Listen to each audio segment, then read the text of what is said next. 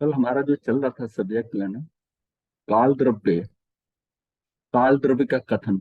यहाँ हमने रोका था कि व्यवहार काल जीव पुद्गलों के परिणाम से उत्पन्न है।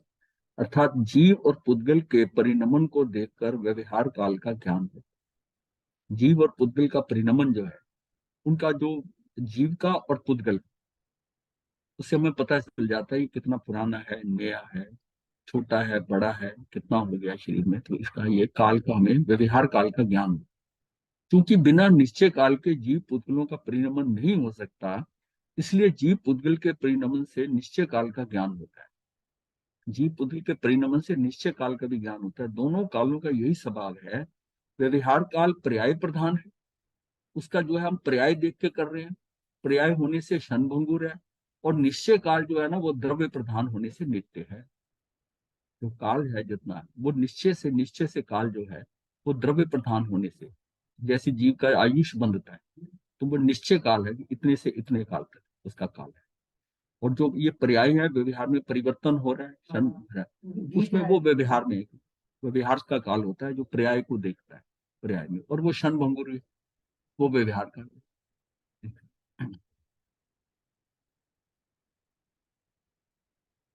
काल शब्द वाच्य निश्चय काल द्रव्य का प्ररूप है। जहां काल शब्द आ रहा है ना, वो निश्चय काल का है, तो समझना है कि निश्चय काल है। दूसरा, व्यवहार काल उत्पन्न होता है और नष्ट होता है, तथा समयों की परंपरा की अपेक्षा स्थायी भी है।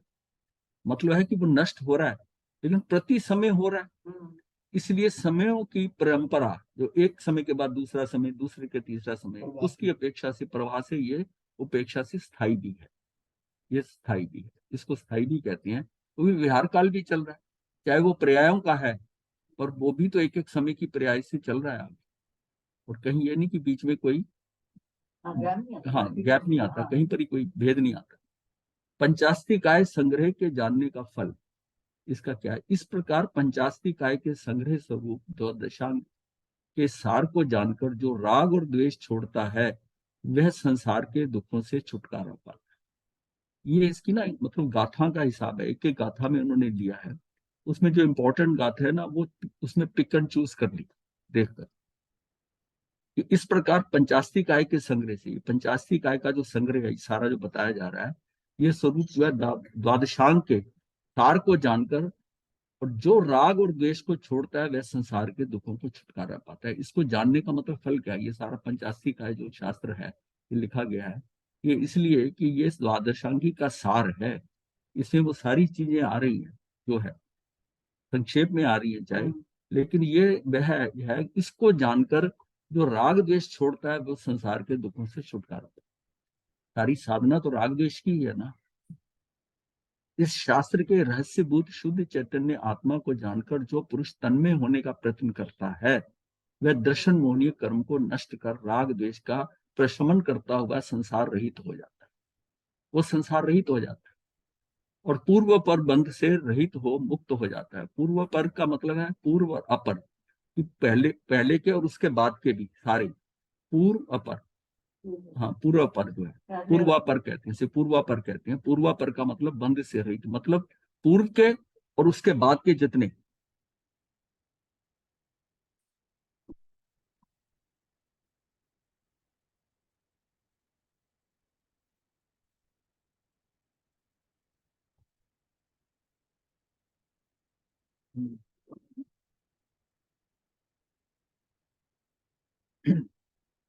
पूर्वापर बंध से रहित हो मुक्त हो जाता है। तो ये सारा जिसका वर्णन अभी तक यहाँ आया, ये 104 गाथाएं हो गई हैं। इस प्रकार 6 द्रव्य, क्यों द्रव्य की बात आई है? हमने धर्मास्ति, अधर्मास्ति, आकाशास्ति, काल, ये सारे द्रव्य जाने। और पंचास्ति काय का वर्णन करने वाले 104 गाथाओं का प्रथम शुद्ध स्कंद समाप्त हुआ। तदनंतर द्वितीय स्कंद में सम्यक ज्ञान, सम्यक दर्शन, सम्यक चरित्र को मोक्ष मार्ग बतलाकर इन तीनों का स्पष्ट रूप बतलाया है। 3 स्कंद है इसके अंदर। अब इसमें जो है 105 से शुरू होगा और 153 तक जाए। ये पहला खत्म हुआ है। पहले के अंदर ये सारा उन्होंने 6 द्रव्य बता दिए, और 6 द्रव्यों का सारा जो है, और पंचास्ती काय का सारा वर्णन हो गया। 6 द्रव्य के कारण उसमें जो है काल अलग बता दिया, काल हमने लास्ट में किया, उससे पहले पंचास्ती काय कर दिया। तो ये 6 द्रव्य का पूरा वर्णन कर दिया। अब यह कि सम्यक ज्ञान, सम्यक दर्शन, सम्यक चरित्र के मोक्ष का मार्ग बतलाकर तीनों का, यानी कि अब ये समझिए कि अब ये 9 तत्व बता देंगे। मोक्ष मार्ग का जो है सम्यक ज्ञान, सम्यक दर्शन, सम्यक चरित्र का मोक्ष मार्ग बतलाकर इन तीनों का स्पष्ट स्वरूप बतलाया। तो इसका मतलब है कि अब वो ये द्रुत स्कंद जो है ना, नव पदार्थ अधिकार है, नव पदार्थ अधिकार। सम्यक दर्शन ज्ञान चरित्र की एकता मोक्ष का मार्ग है, ये है ही है, पता है हमको। इस द्वितीय शुद्ध स्कंद का नाम नव पदार्थ अधिकार है, अर्थात इसमें जीव जीव पुण्य पाप आश्रव संवर निर्जरा बंध और मोक्ष इन पदार्थों का वर्णन किया है। प्रत्येक पदार्थ का वर्णन यद्यपि संक्षिप्त है तथापि इतना सार गर्भित है कि सारभूत समस्त प्रतिपाद्य विषयों का उसमें पूर्ण समावेश हो जाता है। जीव अजीव, हमने कहा जीव का अजीव के साथ बंध हुआ, बात तो वहीं आती है ना कि जीव का जीव के साथ बंध हुआ, और उस बंध के बाद क्या है, अब उसके अंदर पुण्य पाप आश्रम, पुण्य पाप का आश्रम होगा उस बंध के कारण। क्यों? अजीब उसको जो कर्म है जो भी लगे हैं उसके साथ उसको प्रभावित कर रहे हैं। जीव की स्थितियां बदल रही, और जिस तरह वो प्रभावित हो रहा है उसके हिसाब से पुण्य पाप शुभ अशुभ के कारण उसके अंदर आश्रम हो रहा है, आश्रम हो रहा है। ये यहां तक तो है कि वो जीव जो है ना वो बंधन में आ रहा है, जीव अजीब के साथ बंधा और फिर पुण्य पाप का आश्रम कर लिया। तो ये 5 ने तो उसको क्या करा कि उसको फंसा दिया। अब इसके बाद जो है ना, अब संवर निर्जरा मोक्ष ये उसको निकाले। तो पुण्य पाप का इसका जो है अब क्या है, संवर निर्जरा, तो इन दोनों का जो जीव अजीव का बंध हुआ 3 ये हो गए, और पुण्य पाप का आश्रम 6 हो गए। संवर निर्जरा मोक्ष ये आगे बढ़ने का बात, आश्रम तक तो हम उसमें इन्वॉल्व हो रहे हैं, ये तो बाधक तत्व है, समझ, बाधक है। लेकिन इसके बाद में साधक कहाँ से बनता है, जब वो संवर करता है, संवर के बाद में रोक लगाता है, फिर निर्जरा करता है, उलीचता है, और फिर मोक्ष होता है। वो 9 पदार्थों का वर्णन किया है, प्रत्येक पदार्थ का वर्णन यदि संक्षिप्त है। इसको थोड़ा देख लेते हैं इनका भी।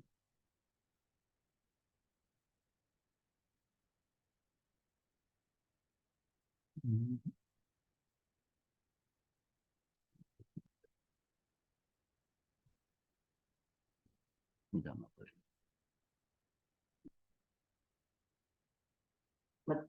हाँ जी, एक व्यवहार संकित होती है, एक निश्चय संकित होती है। हाँ जी, व्यवहार संकित के सार्थक बोल आते हाँ हैं, जी, और निश्चय संकित हाँ जी। शायद सम्यक कहेंगे। नहीं नहीं, व्यवहार संकेत का मतलब है कि आप पर द्रव्य को देखकर, पर द्रव्य को देख के जो भी कर रहे हैं आप उनके लिए, वो पर द्रव्य से, पर द्रव्य से व्यवहार में होगा। देव गुरु धर्म, ये जो बाहर की क्रिया कर रहे हैं ये आपका व्यवहार सम्यक दर्शन है। व्यवहार से क्योंकि पर द्रव्य से कर रहे हैं। निश्चय से सम्यक दर्शन क्या है? स्व द्रव्य, अपनी आत्मा, अपनी आत्मा में जाकर वो जो कर रहे हैं वो असल में निश्चय में सम्यक दर्शन है। तो तत्वार श्रद्धानम सम्यक दर्शन हाँ सूत्र जी, आता है। हाँ तो तत्वार मतलब जो तत्व है, 9 तत्व, हाँ जी, उनके सम्यक श्रद्धान से हाँ, और सम्यक दर्शन होता है। ये निश्चय से होता है, ये निश्चय से, ये निश्चय से होता है, ये निश्चय से होता है। और हम सम्यक दर्शन जिसको कहते हैं कि लोग मूर्ति दर्शन कर लिया, देवगुरु धर्म की श्रद्धा, देवगुरु धर्म की श्रद्धा से होता है, ये सारा बाहर है क्योंकि उसमें पर द्रव्य ले रहे हैं। मूर्ति ले लें, गुरु ले लें, धर्म ले लें, शास्त्र ले लें, कुछ भी ले लें, ये है पर की सहायता से कर रहे हैं, ये व्यवहार से होगा। और हम कुछ नहीं कर रहे, स्वयं अपनी आत्मा में जाकर वो हो रहा है, वो उसका निश्चय से सम्यक दर्शन है। निश्चय से अपनी आत्मा दोनों का हेतु तो वही बनेगा, 9 तत्व का श्रद्धान बनेगा, व्यवहार का व्यवहार चलेगा। 9 तत्व में क्या है कि वो भी व्यवहार है। अगर 9 तत्व को उन भावों से जैसा बताया गया है, हाँ। आपने याद कर लिया, ये कर लिया, 9 तत्व है, जीव है, जीव है, बंध है करके, इससे नहीं होगा। इसको जब अंदर भावों में अंदर आ जाता है, जिन भावों से, उसकी शब्दावली क्या है कि जिन भावों ने भगवान ने जैसा बताया है उन भावों को पकड़कर वैसा अगर हमें हो रहा है, वैसा हो रहा है, वैसा हो रहा है, तब सम्यक दर्शन है। ये गुरुदेव, हाँ जी, गुरुदेव ये फिर जो चौथे गुण स्थान पर होता है, ये व्यवहार सम्यक दर्शन होता है कि निश्चय सम्यक दर्शन नहीं, होता है? ये जो है ना, ये तो यहाँ पर तो अगर गुणस्थान की बात करें चौथे की, तो निश्चय वाला ही माना जाएगा, निश्चय वाला ही है। नहीं तो हम चौथे गुण स्थान नहीं है। व्यवहार में तो सारी जैसे चौथी का व्यवहार में जो साधु बन गया कह देते हैं छठे गुण स्थान पे है, और उसको सम्यक दर्शन हुआ नहीं है, तो वो तो चौथे का हो सकता है पहले पे ही पढ़ा हो। हाँ, तो इसलिए ये जो है ना, ये इसके ऊपर जाने ही नहीं है अपने को। ये सिर्फ बताने के लिए है सम्यक दर्शन का, कि जो व्यवहार से बताया जाता है ना, देव गुरु धर्म पे श्रद्धा कर लो, वो तब भी वो बाहर ही है, तब भी वो बाहर है, उससे भी छूटना है बाद में, उससे भी छूटना है। लेकिन है कि बाहर से व्यवहार से पकड़ा कर उसको निश्चय बताया जाए। अब उसको सिर्फ ये कह दिया जाए कि देव गुरु धर्म, इसका कुछ करने की जरूरत नहीं है, और तो तू वो भी हट जाएगा। उसको व्यवहार से पकड़ते पकड़ते जब उसको समझ आ जाती है देव गुरु धर्म की, धर्म के साथ उसका श्रद्धा बन जाती है, रुचि बन जाती है, फिर उसको धीरे धीरे से वहां से भी उठाना है। गुरु भी कहता है तू मेरी तरफ क्यों देख रहा है, तू देख अपनी तरफ, अपनी आत्मा में जा, तेरा कार्य तो वहां होना है। जब पर का कार्य, पर कुछ कार्य कर नहीं सकता, कोई पर हमारा कार्य नहीं कर सकता, तो गुरु देव गुरु धर्म कैसे करेंगे, अरिहंत भी कैसे कर देंगे, कोई नहीं कर सकता, वो नहीं कर सकते, गुरु भी नहीं कर सकते। और शास्त्र आगम जो है, धर्म कितना भी कर लो वो तो भी नहीं होगा। तो यही बात समझने की है कि यहाँ तो है। इसलिए जो है ना, सबसे ज्यादा महत्व ध्यान साधना को क्यों दिया गया है, कि सारे आडंबरों से निकलकर ये सारा जानना करना ये इंपॉर्टेंट है, बट हर आदमी हर कुछ नहीं कर सकता। उसमें करते करते हो सकता है कि वो निकल जाए, क्योंकि उसको ज्यादा कोई चक्कर नहीं है ना, बस ध्यान करना है। तो ध्यान करते करते उसका ध्यान लगने लग जाए, तो उसका शास्त्रों का ज्ञान है या नहीं है तब भी काम हो जाएगा। वो कोई मैटर नहीं, वो मैटर नहीं कर सकता, कोई मैटर नहीं करता।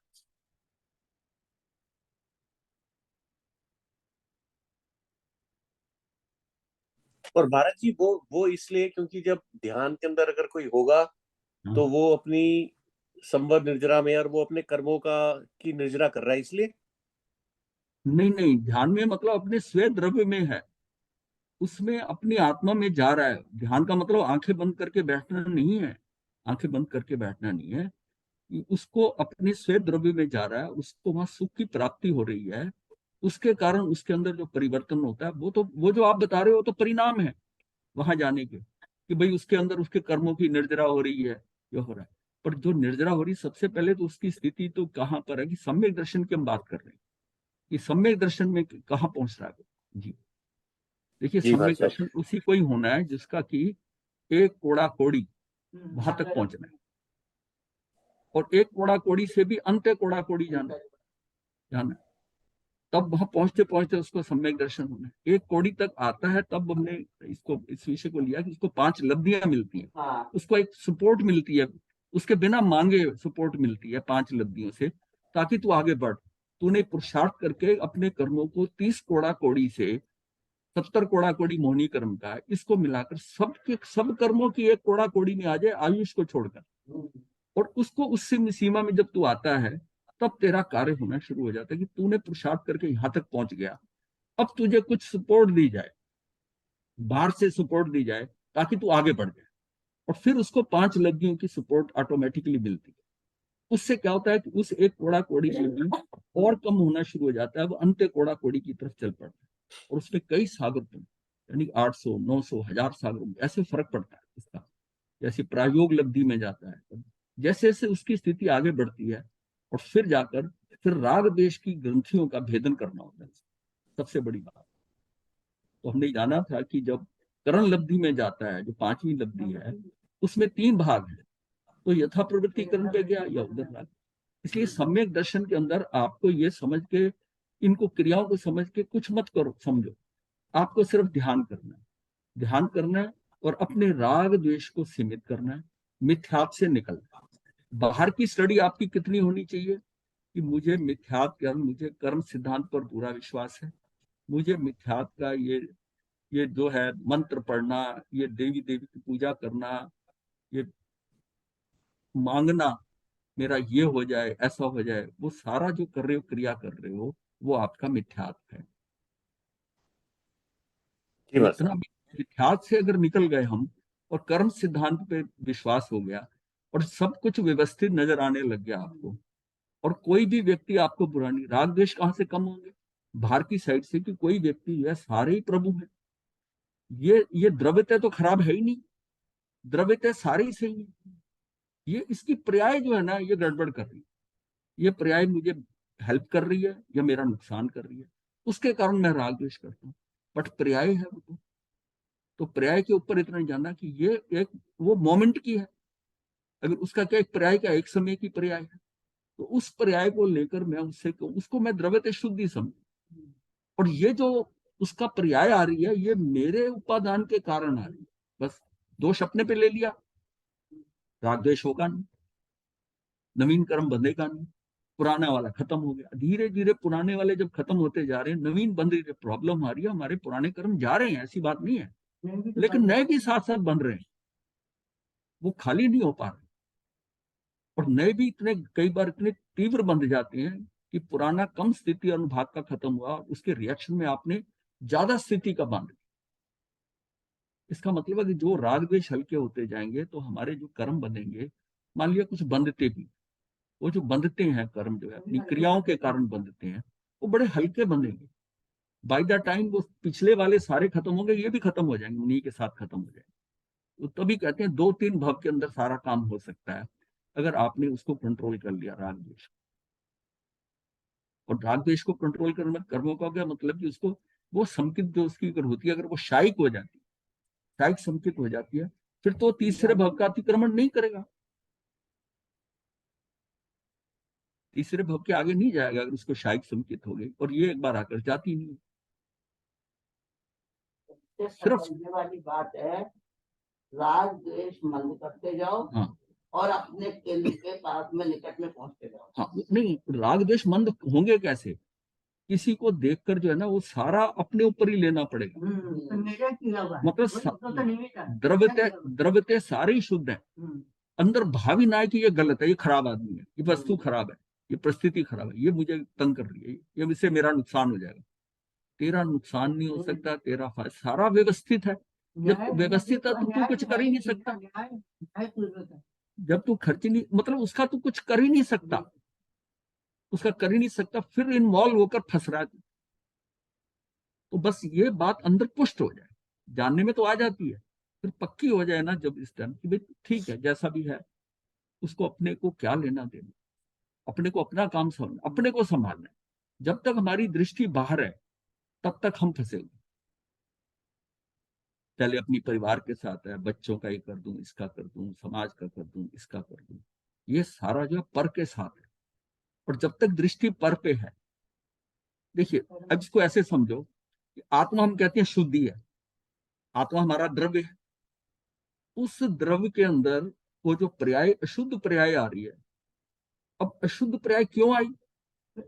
मेरे कारण नहीं है, अशुद्ध पर्याय क्यों आई कि तू दृष्टि बाहर थी, पर द्रव्य देखकर पर द्रव्य की तरफ तेरा अगर ध्यान है तो तेरे द्रव्य में जितनी पर्याय आएंगी वो अशुद्धि होंगी, और जिसमें तू बाहर पर द्रव्य से छूटकर अपने द्रव्य को देखता है जो शुद्ध है, तो तेरी पर्याय शुद्ध हो जाएगी। जब हमने कहा ना तुमने एक समय का भी वर्तमान नहीं जिया, इसका मतलब है कि तुमने एक समय भी अपने आप को नहीं जिया।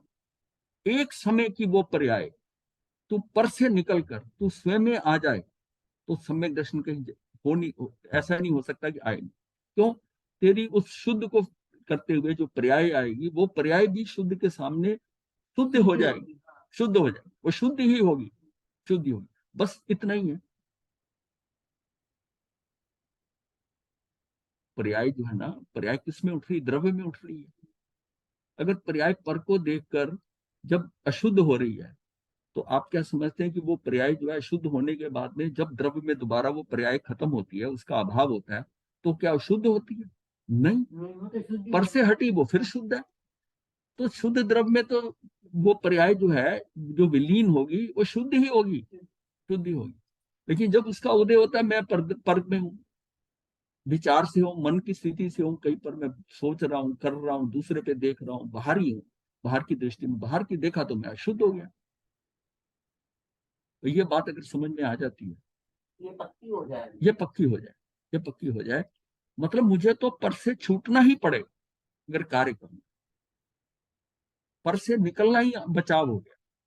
सबसे बड़ा काम यही है कि मतलब दृष्टि देख, मतलब ये तो आंखें तो बंद होंगी नहीं, देखते हुए भी अनदेखा, अप्रभावित देख रहे, मतलब उसके साथ कोई रिएक्शन नहीं, कोई रिएक्शन नहीं, कुछ नहीं है, कैसा है कैसा देखते है, हुए भी अनदेखा है। अनदेखा, मतलब अप्रभावित, देखते हुए अप्रभावित रहना। और अप्रभावित मतलब आप उससे भी जो देख लिया फिर प्रभावित, पहले तो देखो ही ना, अप्रभावित होकर देखो, और देख लिया तो उसको अप्रभावित अपने ऊपर मत लो कि ये अच्छा है ये बुरा है, प्रभाव में नहीं आओ। यही सारी साधना है, यही सारी है। इसमें नहीं, 10वां पेज है, 41वां निकालना है, कैसे निकालेंगे? 41वां पेज निकालना है, इसी इसी में हाँ तो नीचे कर दो यहाँ, या और शॉर्ट करना तो हाँ यहाँ ये इसको 40वां यहाँ, और नहीं 41वां,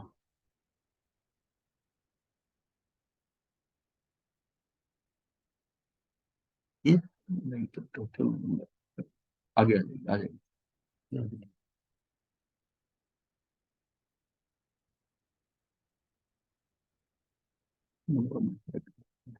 हाँ ये, हाँ 9 तत्व की हम बात कर रहे थे ना, कि जीव द्रव्य को 9 भेद संसारस जीव को सिद्धस प्राप्ति के उपाय बतलाते, अर्थात संसार में कैसे मुक्त होना है और अव्ययभात परम सुख कैसे प्राप्त करना। बहुत शॉर्ट में इसको समझना है, ये है कि जीव तत्व है, हमें बतलाता है कि मैं ज्ञान का घन पिंड एक आत्मद्रव्य हूं, चेतना मेरा लक्षण है और उपयोग मेरा गुण है। ये जीव तत्व, जीव तत्व क्या है? ये जीव तत्व मैं हूं, मैं हूं, और मेरे लिए बाहर के जितने लोग हैं वो जीव द्रव्य हैं। मैं जिनको देख रहा हूं सारे जीव द्रव्य हैं, जीव द्रव्य हैं। और उनके अंदर क्या है कि द्रव्य गुण जो है उसके अंदर वो पर्याय सब है, यानी कि उत्पाद वे ध्रुव उसमें हो रहा है। और मैं जो हूं मैं ध्रुव हूं, मैं ध्रुव हूं, और वो जो है उसके अंदर क्या है? उत्पाद वे। तो ये जो जीव तत्व है ये अनुभव करने योग्य है, ये अनुभव योग्य है, वो जानने के हिसाब से, वो जानने के लिए है, ये अनुभव करने के लिए। मैं अपने तत्व को अनुभव करूं, अपने जीव तत्व। मैं जीव तत्व क्या है? मैं सार हूं। बाहर वो छिलका गुठली निकालकर जो उसका सार है ना, जो उसका, वो मैं हूं जीव तत्व के अंदर। और मैं क्या हूं? मेरे में एक ही गुण है, मैं गायक स्वभाविक, मैं गायक स्वभाविक हूं। वो जैसे हम कहते हैं आत्मा में अनंत शक्तियां अनंत गुण है, वो सारा जीव द्रव्य की बात है। जीव तत्व में क्या? जीव तत्व में एक गायक में ज्ञाता, मैं ज्ञाता दृष्टि, बाकी तत्व भी नहीं। जीव तत्व का मतलब कि मैं ज्ञाता दृष्टि, जीव तत्व। और ये जीव तत्व जो है ना, इसी को ही सम्यक दर्शन होना है। जीव द्रव्य को सम्यक दर्शन नहीं, नहीं, जीव तत्व को सम्यक दर्शन नहीं होना, जीव तत्व को ही सम्यक दर्शन। तो ये इतनी बात समझने की। फिर जीव तत्व के साथ ये जो लगा है ये अजीव तत्व है। अजीव तत्व ऐसे है कि ये पुद्गल है, पर मेरे साथ लगा है इसलिए ये अजीब तत्व है। मेरे साथ ही आके लगे, है तो पौद्गलिक, क्योंकि इसके गुण पौद्गलिक भी नहीं रहे और जीव भी नहीं बना, ये लगा मेरे साथ, इसके अपना ही बन गया। है तो अपने स्वभाव में ना। नहीं नहीं, ऐसा नहीं, ऐसा नहीं, ऐसा नहीं, ऐसा नहीं। ये अजीब द्रव्य नहीं है, हाँ, अजीब तत्व हो गया, तत्व है, अजीब तत्व हो गया। हाँ अजीब द्रव्य हाँ, नहीं। वो वहां से मेरे साथ आया, जीव के साथ आया तो जीव तत्व हो गया। वहां तो परमाणु जो जितने थे पुद्गल के, उसने तो वही पुद्गल है, उसने कोई मरना नहीं, भूख नहीं लगती, सोना नहीं, कुछ नहीं करना।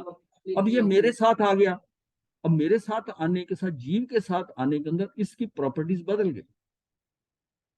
अब ये जो है ना डिमांड भी कर रखी, कुछ डालो मेरे में, पुद्गल का क्षण भंगुर भी हो गया, खत्म भी होता है सारा कुछ, लेकिन पुद्गल के हिसाब से नहीं। और जैसे ये जीव से छूटा, जीव से छूटा, तो ये जीव तत्व जो है ये अजीब पुद्गल हो गया, अजीब तत्व जो है ये पुद्गल हो गया, द्रव्य बन गया। अब उसमें द्रव्य की सारी प्रॉपर्टी आ जाएंगी जो पुद्गलास्तिक आय की है। अब पुद्गलास्तिक आय की जो प्रॉपर्टी है वो अजीब तत्व की नहीं है, हाँ, वो नहीं। वो नहीं है। ये हमने कई बार एग्जांपल लिया है कि हाइड्रोजन और ऑक्सीजन को मिलाकर पानी बन गया, जी, और वो हाइड्रोजन भी मतलब थी कि ज्वलनशील थी, और ऑक्सीजन भी जलाने में सहायक थी। दोनों का कॉम्बिनेशन होने से वो बुझाने वाली बन गई, और दोनों का जोड़ है, और दोनों इलेक्ट्रोलिसिस से अलग भी फिर किए जा सकते हैं। हाइड्रोजन को पानी को निकाल, हाइड्रोजन अलग हो जाएगी, ऑक्सीजन अलग हो जाएगी। तो ये जो है ना, दोनों के कॉम्बिनेशन से ये प्रॉब्लम है। इसकी तो बहुत एग्जांपल ली हुई है हमने। एक साधक का साधिका के साथ, एक साधक के साथ उसकी बड़ी फॉलोइंग थी, लोग उसके चरणों पे सिर रखते थे अपना, और एक साधिका के अंदर भी बहनें जो है उसके इतना मानती थी। उन दोनों ने सोचा कि हम दोनों अगर इकट्ठे हो जाएं तो हमारी तो बड़ी फॉलोइंग हो जाएगी। और वो साधक साधिका इकट्ठे हो गए, वो फॉलोइंग ही नहीं रही। क्यों? उनकी स्थिति बदल गई, जो उनकी इंडिविजुअल में थी वो मिलने के साथ वो खत्म हो गई। तो ये जीव और अजीब तत्व, अजीब तत्व हम लोग के समस्त दृश्यों से परिचय कराता है। अजीब तत्व क्या है? ये हमारा परिचय करवा रहा है सारे, ये शरीर इसके साथ में आकर वो पुद्गल जो है क्यों परिचय करा रहा है? पौद्गलिक है ना, पौद्गल तो आपको कुछ बता नहीं सकता था, कुछ कर नहीं सकता था पुद्गल जो है। पर अजीब तत्व जो है ना वो मेरे साथ जुड़ा है। अजीब तत्व जो है ना, मेरी जो आत्मा की जितनी भी जो भी वो अभिव्यक्ति करना चाहता है, जो कि अमूर्त है, उसकी अभिव्यक्ति का कारण बन गया अजीब तत्व। अब ये ना, ये सब कुछ, ये इंद्रियां इसके साथ है, ये सब कुछ जान रहा है, देख रहा है। मैं जो कुछ करना चाहता था, आत्मा के अंदर जो भाव उठ रहे थे, उसको क्रियान्वित किसके थ्रू कर रहा है? शरीर के थ्रू कर रहा है। तो इसका मतलब है कि ये तो मेरे समस्त दृश्यों से परिचय करा रहा है। ये साउंड, आवाज कैसी है, इसकी आवाज मीठी है, इसकी ऐसी है। ये अजीब तत्व हमें लोग के समस्त दृश्यों से परिचय करा रहा है, परिचय करा रहा है। वो तो ये हमारा, नहीं तो पुद्गल हमें तो कुछ नहीं बताता था, कुछ नहीं करता था, अब ये सब बताने वाला हो गया। और बता क्यों रहा है? कि इसके अंदर जो द्रव्य प्राण है वो उस जीव के कारण है, जिसके कारण ये सारी इंद्रियां भी काम कर रही है, बल प्राण भी काम कर रहे हैं, उसका सारा सिस्टम चल रहा है, सारा सिस्टम चल रहा है, क्योंकि उसके अंदर वो शक्ति आ गई। अब पुद्गल में जब शक्ति आ जाती, चेतना आ जाती है, ये आपका जल, अग्नि, ये सारी चीजें हैं, ये क्या है? इनका पौद्गलिक शरीर है, पौद्गलिक शरीर है। पर इसमें चेतन आ गया, चेतन आ गया, तो चेतन आ गया तो हम कहते हैं कि इसके अंदर चेतना है। इसमें शक्ति आ गई। हाँ, चेतना आ गई, चेतना आ गई, चेतना आ गई। अब पानी को आपने गर्म करा दिया, अब कहते हो ये प्रासुक हो गया। भाई प्रासुक हो गया, पानी तो पानी रहा ना। जो प्रासुक होने का मतलब है उसका चेतन अब नहीं है उसके अंदर, और इस समय अचेतन है, पानी अचित है। और जितनी देर गर्म रहा है वो अचेतन है, आपने उसको प्रासुक कर लिया कुछ समय के लिए, वो अचेतन हो गया, उसमें वो चेतना नहीं है। ऐसी जमीन के अंदर है, पत्थर है, जमीन है, खोद के निकाल ली, मिट्टी निकाल ली, ये पत्थर जो है, मार्बल है, ये निकल के आया, ये जीवित था ना वहां, अब निकल के आया तो ये पुद्गल है। हाँ, अब बाहर आके ये पुद्गल है, अब इसमें कोई जीव नहीं है। तो ये सारे जो है ना, अग्नि, पानी, वायु, ये सारे, तो ये क्या है? ये सारे पुद्गल हैं, पुद्गल। पर उसके साथ अगर चेतन आता है तो वो जो है, अब वृक्ष है, वृक्ष के अंदर चेतन है, पत्ते है। और जो लकड़ी का घर में फर्नीचर पड़ा है वो पौद्गलिक है, उसमें चेतन नहीं है, चेतन नहीं। अजी, ये मतलब ये समझने का है सिर्फ कि नौ तत्व को ना बड़ी गहराई से समझने वाली है, हल्की चीज नहीं है। अपने यहाँ धर्म के अंदर षट द्रव्य और नौ तत्व, ये बहुत गहराई से समझने वाली चीज है, क्योंकि षट द्रव्य के बिना नौ तत्व नहीं पूरी तरह समझ में आएंगे। और ये दोनों ही समझ आ जाए तो ये काफी, किसी व्यक्ति को 10 जो है ना, ये जो है कि 8 कर्म, ये गुणस्थान, 14 गुणस्थान, ये षट द्रव्य और 9 तत्व, ये अगर समझ में आते हैं, समझ में आते हैं, तो उसको सारी, मतलब उसको काफी कुछ समझाया जा सकता है। इसके बाद आश्रम तत्व क्या है कि कर्मों के आगमन के बारे में बतलाता है, और उनके आने के मार्ग कौन कौन से हैं ये बताता है। ये आश्रम तत्व क्या है, कर्मों के आगमन का, ये सब सिंपल है। बंध तत्व आपने किया हुआ है सब। तो बंध तत्व क्या है? बंध दर्शाता है कि कर्मों का आत्मा के साथ सुपृष्ठ बद्ध हो, संयोगित हो जाना, वो संयोगित हो गया। आखिर साथ में वो कर्म उसके क्या हो गया, आत्मा के साथ स्पृष्टबद्ध, बद्ध स्पृष्ट हो गया। और ये क्या पुण्य पाप, क्या शुभ भावों से पुण्य और शुभ भावों से पाप। बड़ा सिंपल बात। संवर का क्या बतलाता है कि आने वाले कर्मों को कैसे रोके, भले ही आंशिक रूप से, पर कैसे रोक सकते हैं। संवर तत्व ये बता रहा है कि आप इसमें रोको, इसको रोको। और निर्जरा तत्व बतलाता है कि ये कर्म अज्ञानतावश पूर्व में आ गए हैं, उन्हें बाहर कैसे करें। निर्जरा तत्व क्या बतला रहा है कि ये पूर्व के अंदर ये ज्ञानतावश आ गए हैं, इन्हें बाहर कैसे करें, जिससे उन बद्ध कर्मों से कैसे मुक्त हो, ये निर्जरा तत्व। और मोक्ष तत्व बतलाता है जब बाहर से नवीन कर्म ना आए और भीतर का कोई कर्म शेष ना रहे, तो उस समय जीव की जो स्थिति होगी, ये ठीक रहना, स्थिति को ठीक रहना होगी, उसे कहा जाता है कि मोक्ष। तो शुद्धि की उत्पत्ति संवर है, शुद्धि की वृद्धि निर्जरा है, और शुद्धि की पूर्णता मोक्ष। इतने में नौ तत्व का आपको समझ में आ जाए कि ये जो है, शुद्धि की उत्पत्ति संवर है, शुद्धि की वृद्धि निर्जरा है, और शुद्धि की पूर्णता मोक्ष है।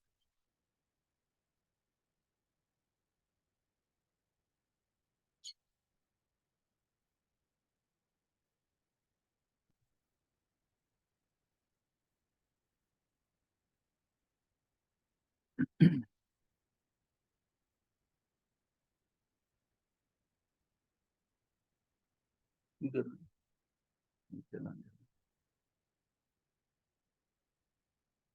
बढ़िया, ये हो गया।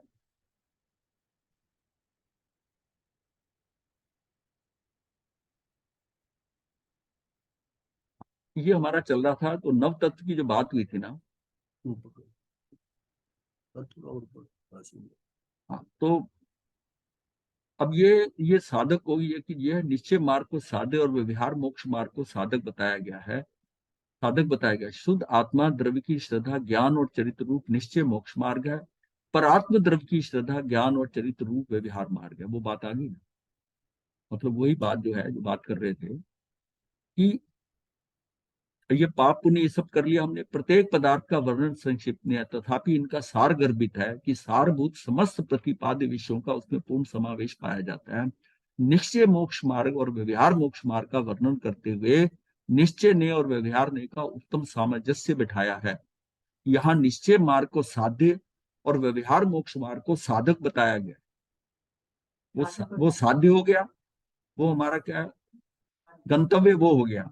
अच्छा, और ये बताएगा, और शुद्ध स्वात्म द्रव्य की श्रद्धा ज्ञान और चरित्र रूप निश्चय मोक्ष मार्ग है। शुद्ध आत्म मतलब अपनी स्वयं की आत्म, स्वात्म, शुद्ध स्वात्म द्रव्य की श्रद्धा ज्ञान और चरित्र रूप निश्चय मोक्ष मार्ग है, पर आत्म द्रव्य की श्रद्धा ज्ञान और चरित्र रूप व्यवहार मोक्ष मार्ग है। नियम सार में कुंदाचार्य जी ने भी निश्चय और व्यवहार के भेद से नियम से सम्यक दर्शन आदि का द्विध निरूपण किया है। आध्यात्मिक दृष्टि निश्चय ही को मोक्ष मार्ग मानती है। ये तो बाकी शास्त्रीय दृष्टि से है, बाकी तो आध्यात्मिक दृष्टि तो कहती है निश्चय वाला ही मोक्ष मार्ग है। वह मोक्ष मार्ग का निरूपण निश्चय और व्यवहार के भेद से दो प्रकार का मानती है, परंतु मोक्ष मार्ग एक निश्चय ने रूपी स्वीकृत करती है। जो दृष्टि आध्यात्मिक दृष्टि है ना, वो मोक्ष मार्ग को निश्चय रूपी स्वीकृत करती है। उसका अभिप्राय है कि निश्चय के साथ व्यवहार तो नियम से होता ही है, निश्चय के साथ व्यवहार तो नियम से होता ही है, पर व्यवहार के साथ निश्चय हो भी और ना भी। खाली व्यवहार में ही चलते रहे, निश्चय का पता ही नहीं है उसको, और ज्यादातर काम व्यवहार का ही हो रहा है। कुछ नहीं पता, वो उपवास भी कर रहा है, तप भी कर रहा है, माला भी कर रहा है, समाहिक भी करे जा रहा है, सारी क्रियाओं में लगा हुआ है, और उसको ये नहीं पता कि मेरा एक्चुअली लक्ष्य, ये वहां तक पहुंचने का लक्ष्य क्या है, मैंने शुरू कहां से करूं। ये मिथ्यात और अनंतानुबंधी कषाय की चौकड़ी तोड़ूं, सम्यक दर्शन में जाऊं, सम्यक दर्शन में जाने के बाद तब तू जाकर कुछ करना है, उपवास करना, जो करना कर ले। अब तेरी दृष्टि ठीक हो गई, तुझे वो मार्ग मिल गया, अब जो होगा ना उसको, उसके रिजल्ट बहुत जल्दी, हाँ तो समझ लो। अब उसका वो सारा का सारा जो है ना, वो उसको कहते हैं, मैं कहता हूँ नेशनल हाईवे का परमिट मिल गया। अभी तक शहर में घूम रहे थे आप, कुछ भी नहीं, लेकिन आपको कहीं तेजी से जाना है तो नेशनल परमिट मिल जाता है उसको, क्या कि वो हाईवे पे चढ़ सकता है। वो कब मिला, जब उसको सम्यक दर्शन। अब उस मार्ग पे, वरना क्या वो मार्ग उसे मिला नहीं जिससे वो आगे जा सकता है, वो दाएं बाएं घूम रहा है, वो तपस्या कर रहा है, दान पुण्य कर रहा है, ये कर रहा है, अच्छा संसार मिल गया, फिर गति इधर चला गया, देव गति में चला गया, नीचे चला गया, ऊपर चला गया, सारा क्या होता है भटका नहीं करता। हाँ, अगर ट्रैक ही नहीं मिला तो सही है। और उसमें उसमें एक बार हो गया तो आपको कुछ करने की जरूरत ही बताने की जरूरत नहीं, सब ऑटोमेटिक ही मिलेगा। और उसमें जो आप उपवास भी करते हो, तब भी करते हो, उसका रिजल्ट कितने गुना मिले, तो आप कितने हल्के हो गए, मतलब 1/3 आपके कर्म बंधेंगे ही नहीं। और उसके जैसे ही आपने फिर उसके बाद श्रावक के व्रत लिए तो 10 और खत्म हुए, करते करते संयम लेते लेते तक आपके जो है आधे कर्म का बंध नहीं हो, यानी 120 में 61 प्रकृतियों का बंध रुक जाता है। तो ये कितनी बड़ी अचीवमेंट है। अभी क्या सारा भार हमने लिया हुआ है सिर के ऊपर, कहीं पर भी जा सकते हैं, इतने इन्वॉल्व हैं, हर जगह पर हैं, कुछ कर भी रहे हैं, लेकिन वो कार्य नहीं हो पाए जब तक थोड़े हल्के नहीं होंगे।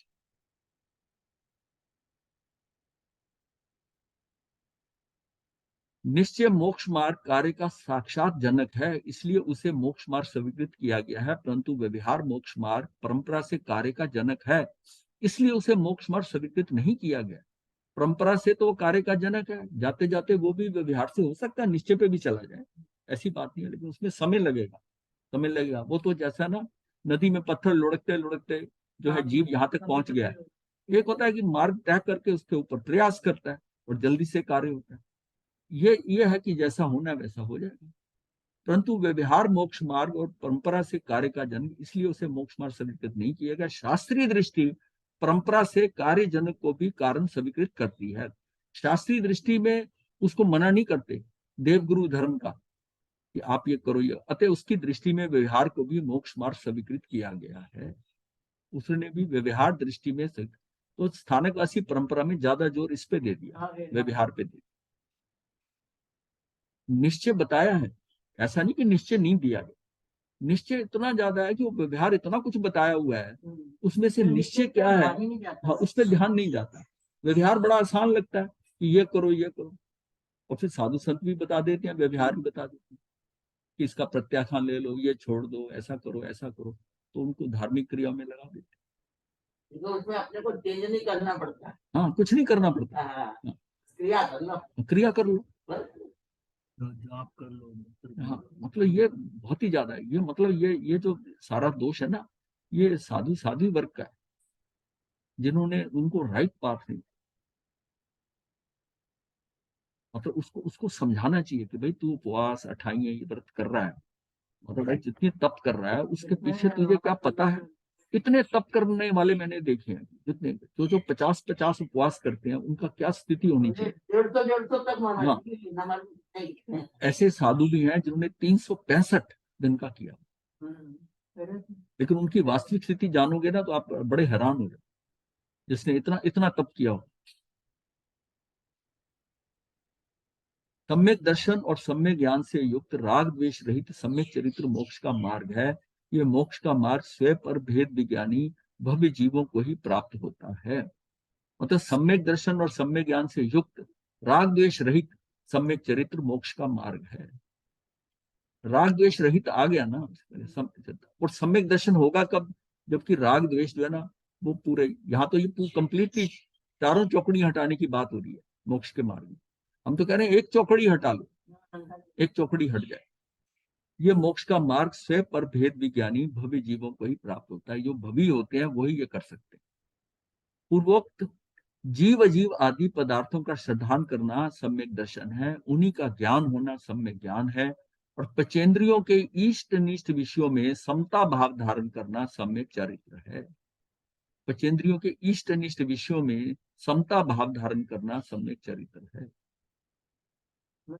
5 इंद्रियों के, हाँ, पंचेंद्रियों को, ये हाँ सिर्फ हाँ, पंचेंद्रियों पांच इंद्रियों, पांचों इंद्रियों में, पांचों इंद्रियों। हाँ पांचों इंद्रियों, पांचों लिख रहे हैं। परसों ये पॉइंट जरा दोबारा क्लियर करना। ये जीव पूर्वोक्त हाँ जी, ऐसा हाँ है जी। कि सम्यक, हाँ वो आता है ना, सम्यक सम्यक दर्शन सम्यक ज्ञान चरित्राणी मोक्ष मार्ग, तत्वार सूत्र के हाँ अंदर जी। ये।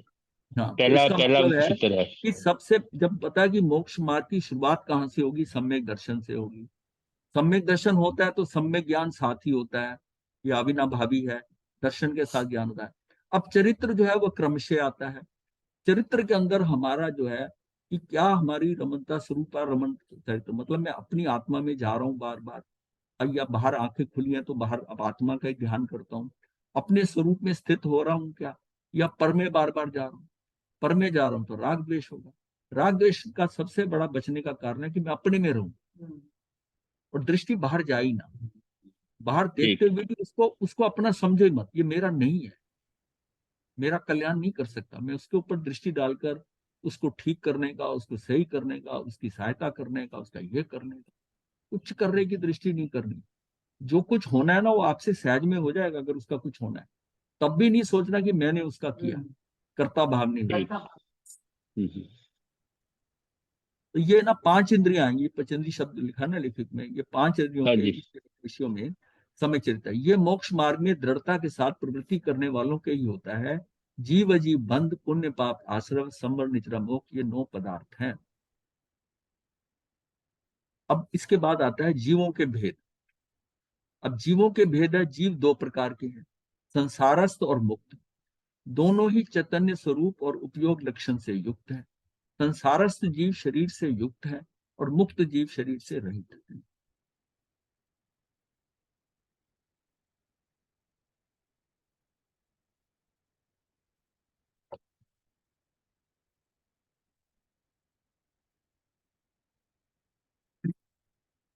ये जो है ना जीव में संसारी और मुक्त है।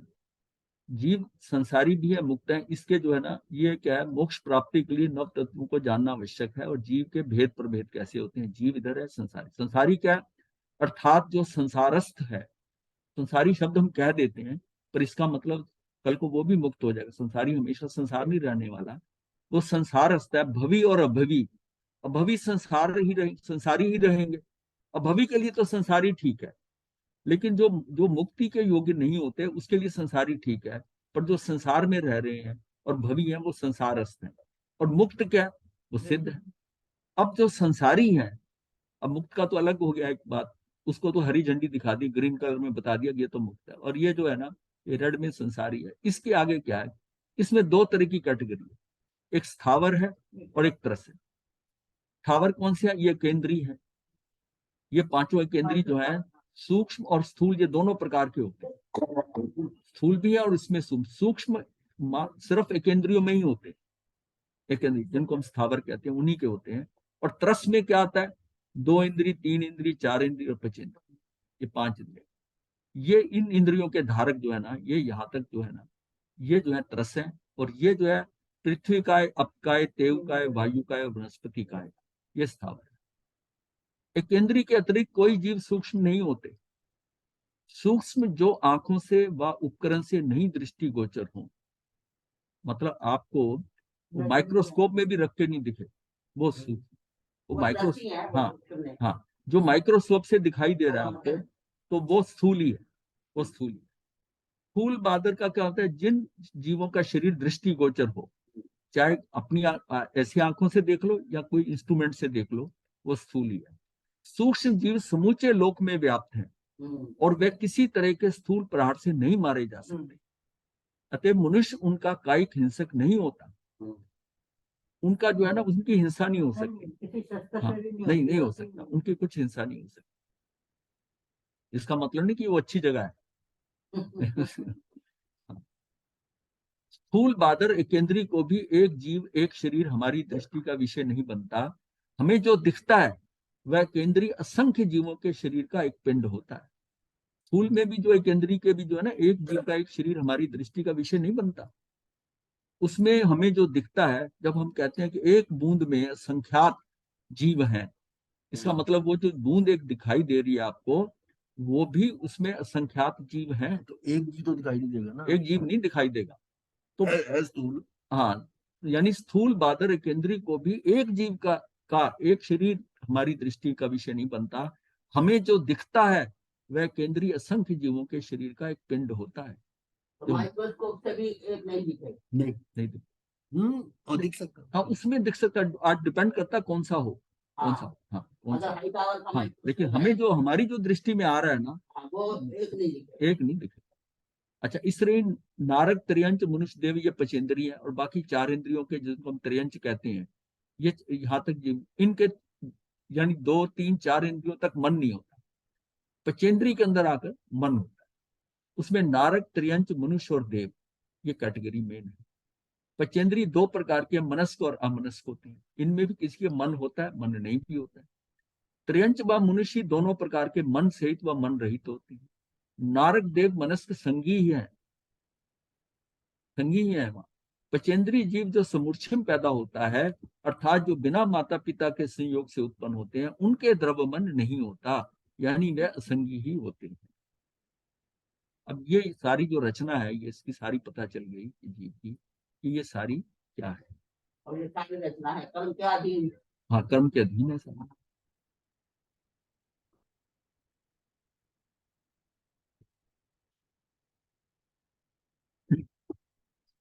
तो ये हमने इसको ना, मतलब ये वैसे बात करने की बजाय वो टेबल में आपने देख लिया कि संसारस्थ और मुक्त और दोनों चैतन्य उपयोगी लक्षण से युक्त है। संसारस्थ ही हो गया। स्थावर काय का ये भी हमने कर लिया कि पृथ्वी, जल, अग्नि, वायु और वनस्पति ये पुद्गल की पर्याय हैं।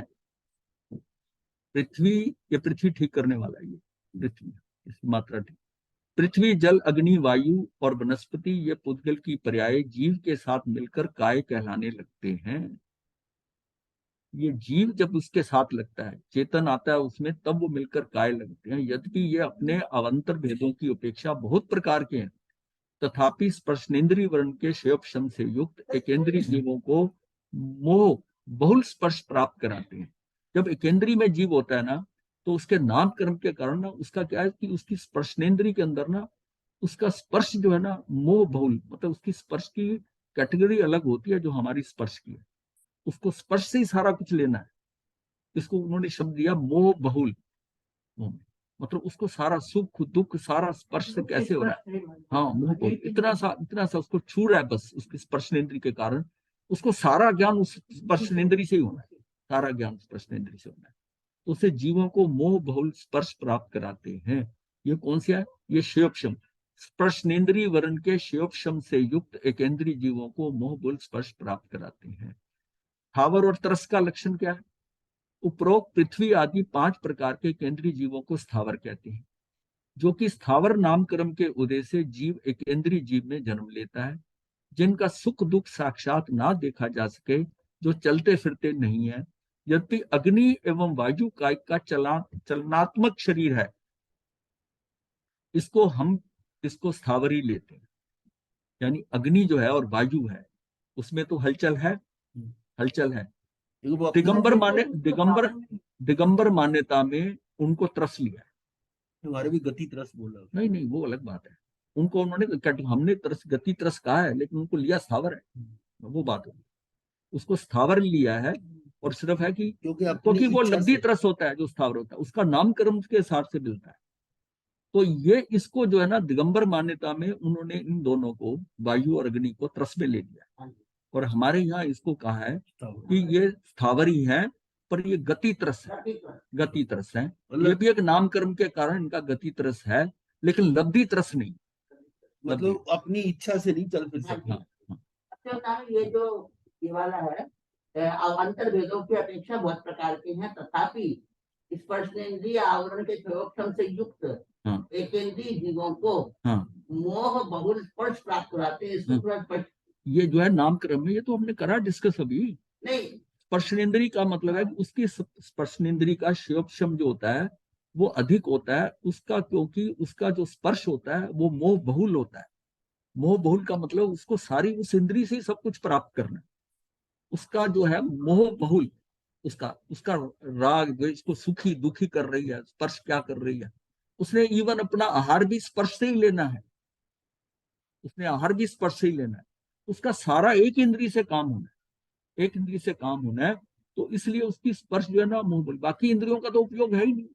और आपने ये देखा होगा कि जिसकी 1 या 2 इंद्रियां कम है ना, उसकी बाकी इंद्रियां जो है ना वो ज्यादा पुष्ट है, ज्यादा पुष्ट है, उसकी ज्यादा पुष्ट है वो इंद्रिया। जो बाकी पड़ी इंद्रिया है ना, उसका इसका मतलब है कि उसके अंदर जो जितनी वो प्राण आ रहे हैं, प्राण आ रहे हैं, वो बाकी 2 में नहीं जा रहे, उसमें ज्यादा जा रहे हैं, उसमें ज्यादा जा रहे हैं। अब लब्धि तरस के कारण जो होता है ना, ये जो 2 इंद्रिय 3 इंद्रिय 4 इंद्रिय और 5 इंद्रिय है, ये लब्धि तरस है। अब अब ये गति तरस में हुआ गया, लब्धि तरस नहीं है, क्योंकि उनका स्थावर नामकर्म का उदय है। अब जिसका स्थावर नाम का कर्म का उदय है नामकर्म के अनुसार से, उसको हम कैसे ले लेंगे तरस में? उसका स्थावर नामकर्म का उदय। लेकिन उसको लब्धि के साथ जिनको है उनका तरस नामकर्म का उदय होता है, लब्धि से उनको तरस नामकर्म मिलता है। तो वो कौन सी है? 2 इंद्रिय, 3 इंद्रिय, 4 इंद्रिय, पंचेंद्रिय। ये कौन सी है? लब्धि तरस है, ये 4। एक इंद्रिय स्थावर और 2 इंद्रिय ये है ना से पंचेंद्रिय तक मन रहित है, किंतु पंचेंद्रिय मन सहित भी होते हैं। मन सहित पंचेंद्रिय जीव को संगी पंचेंद्रिय और मन रहित को असंगी पंचेंद्रिय, हमने टेबल पे कर लिया है। अब जरा हम इसको देख लेते हैं, जो है ना जीव की बात आ रही थी। अब अभी यहाँ पर ना हमने ये कहा कि वो पौद्गलिक है, उसमें चेतना आ जाती है, जो स्थावर है। इसको जरा समझ लें। प्रत्येक स्थावर में नामानुसार 3-3 भेद होते हैं। पृथ्वी के उदाहरण से इन भेदों को समझेंगे।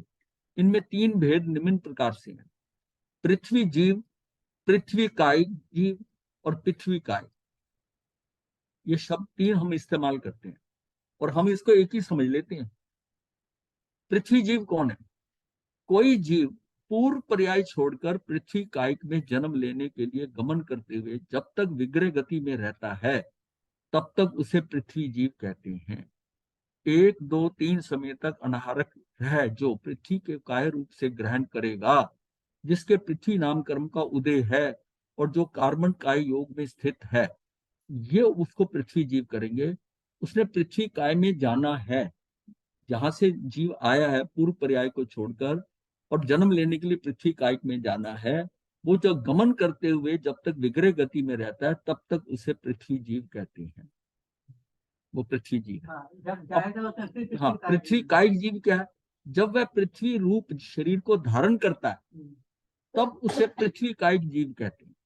और यात्रा शुरू हो गई। हाँ, पृथ्वी काय में पृथ्वी का, हाँ, उसकी काया जो बन गई पृथ्वी कायिक जीव कहते हैं। अर्थात जिस जीव के पृथ्वी कायिक पृथ्वी रूप काय विद्यमान है, अर्थात ये जीव पृथ्वी रूप शरीर के संबंध से युक्त है। उसमें जब पृथ्वी जीव कहा है, उसने सिर्फ वहां पृथ्वी में जाना है। अभी उसका शरीर पृथ्वी का नहीं बना है। जाते हुए तो सिर्फ कार्बन और तेज शरीर और आत्मा है। अब पर उसने जाना हुआ है, तो कौन जा रहा है? पृथ्वी जीव जा रहा है, पृथ्वी जीव जा रहा है। और हमने ये भी जाना था कि जब जीव जाता है तो उसमें जौन सा शरीर छोड़ता है, उसके आत्म प्रदेश उसी आकार में जाते हैं। मान लिया किसी कोई मनुष्य है और उसके अब 2000 सागरोपम खत्म हो गए और उसने पृथ्वी में जा रहा है, तो जिसमें जा रहा है और मनुष्य की काया उसने छोड़ी है, तो उसमें उसका जो आत्म प्रदेश है वो लास्ट मोमेंट के ऊपर उसी तरह शेप में जाएंगे, क्योंकि वहां से आयु शुरू हो गया तो ये पृथ्वी जीव हो गया।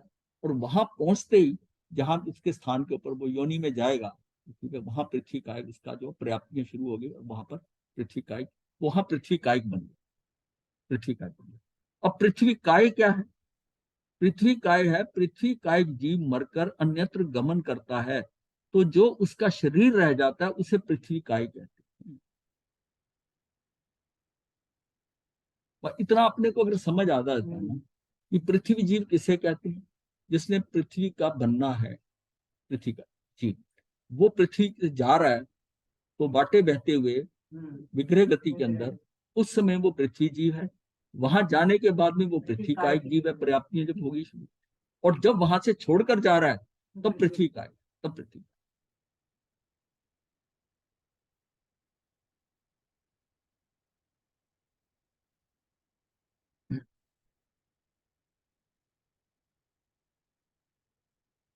पंचेंद्रीय जीवों का वर्णन, तो यहां तक हमें ये अब स्थावर का इसका सबका क्लियर हो गया। अब जैसे इसका है ना, हमने पृथ्वी काय का लिया, ये पांचों का आ जाए, पांचों का वैसे हो जाए। अब देव, मनुष्य, नारकी और त्रियंच वर्ण, रस, गंध, स्पर्श और शब्द को जानते हैं, अतः वे 5 इंद्रिय जीव हैं। पचेंद्रीय त्रियंच कौन से हैं? जलचर, स्थलचर, नभचर के भेद से 3 प्रकार के हैं। सभी पचेंद्रीय जीव काय बल, वचन बल और यथा संभव मनोबल, जिसके होना होगा ना, मनोबल से युक्त होते हैं। जो उनका मन है, यथा संभव मनोबल का है। अच्छा, एक और भी बात है कि भाव मन तो जीव में रहता ही, सब में रहता है। हाँ, एक इंद्रिय में भाव मन तो उसके रहने ही रहने। तो जो भी जीव है चाहे कहीं का भी ले लो, उसमें भाव मन तो रहेगा। तो मनोबल से युक्त होते हैं। ये पचेंद्रिय वर्ण आ गया। और ये क्या था नीचे? अच्छा, देव भवनवासी व्यंतर ज्योतिष और विमानिक देव। विमानिक के भेद से 4 प्रकार के, यानी 4 प्रकार के देव हैं। मनुष्य जो है वो कर्म भूमि और भोग भूमि के भेद से 2 प्रकार के हैं। 56 अंतर द्वीपों के मनुष्य तीसरे आरे की भोग भूमि जैसे होते हैं, ये जैसे होते हैं, उनकी गणना भी वहीं की जाती है। उसको भी अंतर्द्वीपों को मनुष्यों में ही लेते हैं। ये तीसरे आरे के अंत में जो है ना, उस साइड में लवन समुद्र के अंदर जो है, ये 7-7 की 2 दाढ़ें कहते हैं ना, वो दाढ़ें बनकर, और फिर हाँ, तो 14 एक तरफ है, 14 तरफ, 14 ऊपर है। हाँ, तो उसके मिलाकर टोटल 56 अंतर्द्वीप। जीव तो बड़े विलक्षण वर्णन आया है जीवाजी एवं चित्त में। हाँ, बड़ा उनका होता ही विलक्षण वर्णन आया है। इतने सुंदर होते हैं, हाँ, इतने मतलब वो जानवर की, अवगाहना भी खूब होती है हाँ, उनकी। जानवरों की शक्ल भी बना लेते हैं। हाँ। जीव का अन्य पर्यायों में गमन, पूर्व निबद्ध गति नाम कर्म तथा आयुष कर्म के क्षीण हो जाने पर वह जीव निश्चय से अपनी अपनी लेशाओं के अनुसार अन्य गति या अन्य आयु को प्राप्त होते हैं। गत पूर्व निबद्ध, पूर्व से बधे, गति नाम कर्म जैसा बधा हुआ है, और आयुष कर्म के क्षीण हो जाने पर, खत्म हो गया, पर वह जीव निश्चय से अपनी अपनी लेशाओं के अनुसार अन्य गति और अन्य आयु को प्राप्त होते हैं। संसारी मुक्त भव्य तथा अभवों का वर्णन ये नीचे बात है। उपरोक्त वर्णित समस्त जीव शरीर के परिवर्तन को प्राप्त हैं, एक के बाद एक शरीर को बदलते रहते हैं, सिद्ध शरीर रहित है, और संसारी जीव भव्य अभव्य के भेद से 2 प्रकार के हैं। इंद्रियादिक जीव नहीं है। अब ये साथ में अब बात कर रहे हैं कि इंद्रियां जो है ना स्पर्शनेन्द्रिय इंद्रिया जीव है, ना उल्लिखित पृथ्वी काय आदि 6 प्रकार के, यानी 5 स्थावर और प्लस त्रस के काय जीव हैं, किंतु उनमें जो ज्ञान है, चैतन्य है, वही जीव है, ऐसा महापुरुष कहते हैं। बाकी तो यह पौद्गलिक शरीर है, पौद्गलिक शरीर है, उसमें वो जो जाता है, ये हमारा शरीर क्या है, ये पौद्गलिक है, जीव निकल जाता है, लेकिन चैतन्य है तो ये जीव है। द्रव्यों में चेतन और अचेतन का वर्णन, आकाश काल पुद्गल धर्म और अधर्म द्रव्य में जीव के गुण नहीं है, वह अचेतन यानी कि जड़ है। चेतना तो मात्र जीव द्रव्य का ही गुण है। ये वही सिंपल आपने किया हुआ है। अजीव का लक्षण क्या है? जिसमें सुख दुख का ज्ञान है, हित की प्रवृत्ति और अहित का भय नहीं है। ये हो गया अजीव, हो गया, उसे अजीव कहा गया। जीव हो गया, अजीव हो गया। शरीर रूप पुद्गल और जीव में पृथकत्वपन का वर्णन, समचतुरस्त्र आदि संस्थान, औदारिक आदि शरीर संबंधी संघात, वर्ण रस गंध स्पर्श और शब्द आदि अनेक गुण तथा पर्याय दिखती है, वे सब पुद्गल द्रव्य से समुत्पन्न है। ये पुद्गल द्रव्य से उत्पन्न, परंतु जीव रस रहित है, गंध रहित है, वर्ण रहित है, शब्द रहित है, अव्यक्त है, बाह्य इंद्रियों के द्वारा अग्राह्य है, संस्थान अमूर्त है, ऐसा जानो। इसी पे ठीक है, चलिए।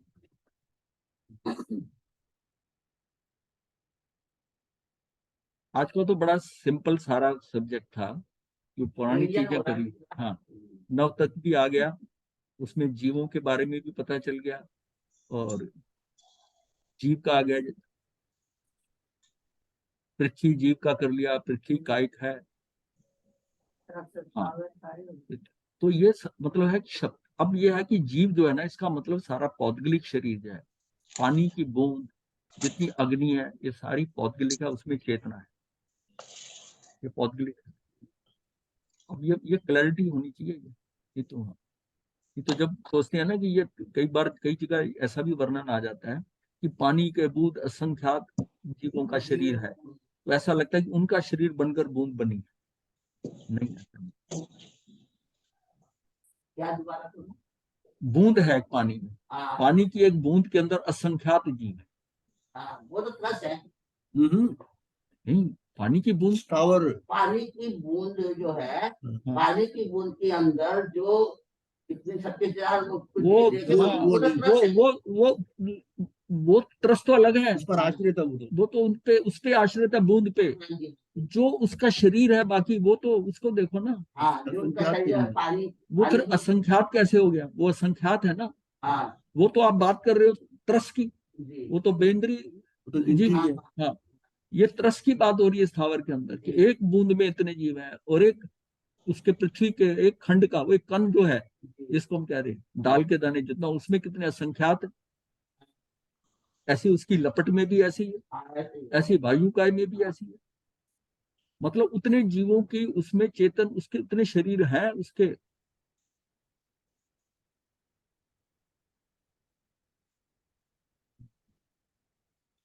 दशरथ काली के चौथे अध्याय में बड़ी क्लैरिटी की है। हम लोग वहां का एक एक जीव की अलग अलग पृथक पृथक सत्ता है, एक ही शरीर। सत्ता तो होगी हर एक की, उसका अपना कार्बन शरीर है, अपना तेजस शरीर है, अस्तित्व गुण है ना। हाँ, अस्तित्व वो तो है ना उसका। हर एक जीव का सबसे ज्यादा क्या है कि उसका यही है, वो सारे इकट्ठे रह रहे हैं। और साधारण का और वनस्पति में और प्रत्येक में क्या फर्क है? यही तो फर्क है, यही फर्क है। बाकी हाँ, आज पचकान वाले नहीं है कहते हैं। आत्म दृष्टा जी कह रहे हैं आज पचकान वाला कोई नहीं है।